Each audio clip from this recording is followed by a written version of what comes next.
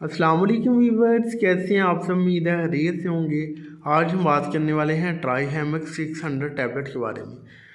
Try हेमक्स 600 tablet जो है ये किस मकसद के लिए यूज़ की जाती है, इसके कौन कौन से हेल्थ बेनिफिट्स हैं, कौन कौन सी कंडीशन में ये हेल्पफुल साबित हो सकती है। अगर इस मेडिसिन को यूज़ किया जाए तो कौन कौन से साइड इफ़ेक्ट देखने को मिल सकते हैं, कौन से ऐसे पेशेंट हैं जो कि इस मेडिसिन को यूज़ नहीं कर सकते, इसकी डोज क्या है, दिन में कितनी दफ़ा यूज़ की जा सकती है, यूज़ करने का तरीका कर क्या है, प्रेगनेंसी एंड लैक्टेशन मदर में सेफली यूज़ की जा सकती हैं फिर नहीं, और इस मेडिसिन की प्राइस क्या है। ये जो सारी डिस्कशन है वो मैं इंशाल्लाह इस वीडियो में करूँगा, तो आपसे रिक्वेस्ट है कि आपने वीडियो को लास्ट तक देखना है। चैलेंज शुरू करते हैं। ट्राई हेमक्स 600 जो टैबलेट है इसकी फार्मूलेशन की बात करते हैं, इसके इंग्रेडिएंट्स की बात करें तो दोस्तों इसमें मौजूद होते हैं मुख्तलिफ किस्म के वाइटामिन और मिनरल, जैसा कि आप मेरी स्क्रीन पे देख सकते हैं। इसमें मौजूद होता है जी नंबर 1 पे अस्कॉर्बिक एसिड यानी कि वाइटामिन सी, जो कि 600 मिलीग्राम की स्ट्रेंथ में इसमें पाया जाता है। इसी की वजह से इसका नाम जो है ट्राई हेमक्स 600 रखा गया है। साथ में साइनोकोबालामिन आ जाता है जी 25 माइक्रोग्राम की स्ट्रेंथ में, यानी वाइटामिन B12 जो है इसमें 25 माइक्रोग्राम की स्ट्रेंथ में मौजूद होता है। फेरस फ्यूमरेट जो कि आयरन की है किस्म है वो इसमें मौजूद होती है 350 मिलीग्राम की स्ट्रेंथ में।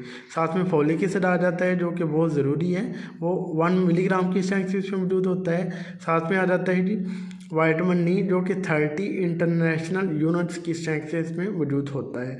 एक बहुत ही पावरफुल कम्बिनेशन फार्मूला है उन लोगों के लिए जो कि खून की कमी का शिकार हैं। एक बहुत अच्छी मेडिसिन है। बात करते हैं इसकी इंडिकेशन यानी यूज़ की कि कौन कौन सी कंडीशन में इसको यूज़ किया जा सकता है। तो दोस्तों जैसा कि आपने इसमें इंग्रेडिएंट्स देख ही लिए हैं, तो इसको बेसिकली यूज़ किया जाता है जी आयरन डेफिशिएंसी एनीमिया के पेशेंट पे, यानी ऐसे अफराद जिनमें खून की कमी वाक़या हो। एचबी लेवल जिनका लो है, ब्लड का टेस्ट करवाते हैं डॉक्टर सीबीसी का, उसमें जब देखते हैं कि एचबी लेवल कम है तो उस वक्त में फिर इस मेडिसिन को यूज़ करवाया जाता है। इसके अलावा इसको यूज़ किया जा सकता है जी वाइटामिन B12 डेफिशिएंसी एनीमिया में। अगर किसी को वाइटामिन B12 की कमी होगी है उस वजह से जो है वो पेशेंट थका थका सा रहता है, थकावट का शिकार रहता है, पट्ठों में खिंचाव रहता है, पट्ठे दर्द करते हैं, हाथ पाँव सुन्न हो जाते हैं, साथ में चक्कर वगैरह आते हैं, कोई काम करने का दिल नहीं करता, भूख मर जाती है। तो इस सारी कंडीशन में जो है डॉक्टर इसको यूज़ करवाते हैं और बहुत कमाल का रिजल्ट देखने को मिलता है। इसके अलावा जनरलाइज बॉडी वीकनेस में इसको यूज़ किया जा सकता है। अगर कोई पेशेंट आता है कि जी मुझे जी कमज़ोरी है, पट्ठों में खिंचाव रहता है, थकावट रहती है, जो कि मैंने पहले सिम्टम्स बताई है, तो उस वक्त में डॉक्टर मोस्टली इस मेडिसिन को लिखना प्रेफर करते हैं। मोस्टली डॉक्टर जो हैं वो पहले सीबीसी का टेस्ट करवा लेते हैं। अगर तो उसमें एचबी लेवल बहुत लो हो तो उस वक्त में भी इस मेडिसिन को यूज़ करवाया जाता है।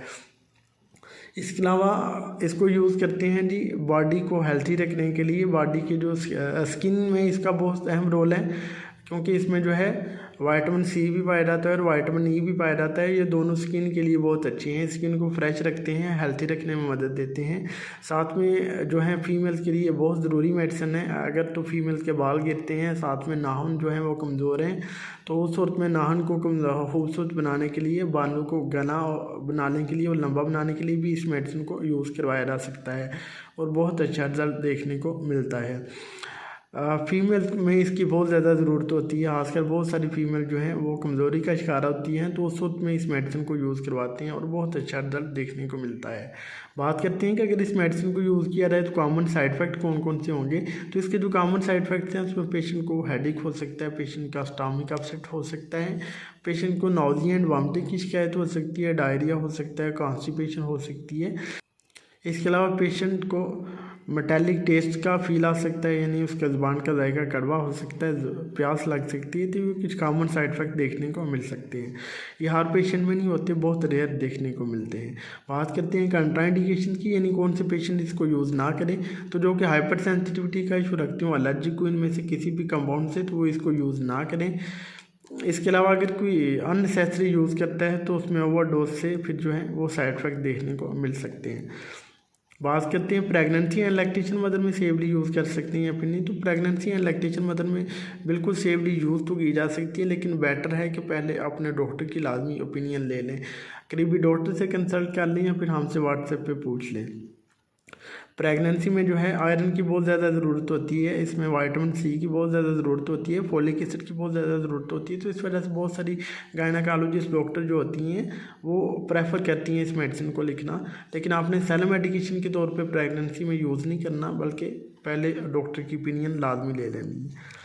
बात करते हैं इसकी डोज़ की। तो इसकी जो डोज़ है वो पेशेंट की age, weight and medical condition wise ही रिकमेंड की जाती है। इसकी जो यूजुअल डोज़ है वो 1 टैबलेट रोज़ाना इस्तेमाल करनी होती है। सुबह खाने के बाद आप इसको यूज़ कर सकते हैं। अकॉर्डिंग टू सिवियरिटी पेशेंट की जो है ज़रूरत के मुताबिक इसको सुबह शाम भी दिया जा सकता है।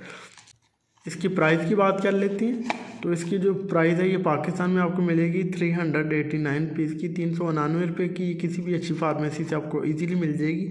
तो ये था जी एक छोटा सा ट्यूटोरियल ट्राईहेमिक 600 मेडिसिन का। उम्मीद है आपको हमारी वीडियो पसंद आई होगी। अगर हमारी वीडियो पसंद आई तो प्लीज़ इस लाइक को शेयर कीजिएगा।